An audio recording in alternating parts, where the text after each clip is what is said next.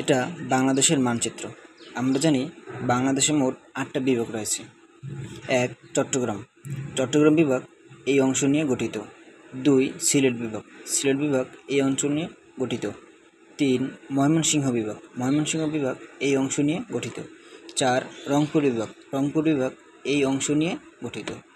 5. রাজশাহী বিভাগ। রাজশাহী বিভাগ এই অংশ নিয়ে গঠিত। 6. খুলনা বিভাগ। খুলনা বিভাগ এই অংশ নিয়ে গঠিত। 7. ঢাকা বিভাগ। ঢাকা বিভাগ এই অংশ নিয়ে গঠিত। এবং সর্বশেষ বরিশাল বিভাগ। বরিশাল বিভাগ এই অংশ নিয়ে গঠিত।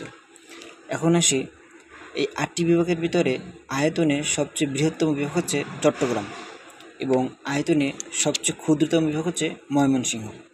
একইভাবে জনসংখ্যায় বৃহত্তম বিভাগ হচ্ছে ঢাকা এবং জনসংখ্যায় সবচেয়ে ক্ষুদ্রতম বিভাগ হচ্ছে বরিশাল।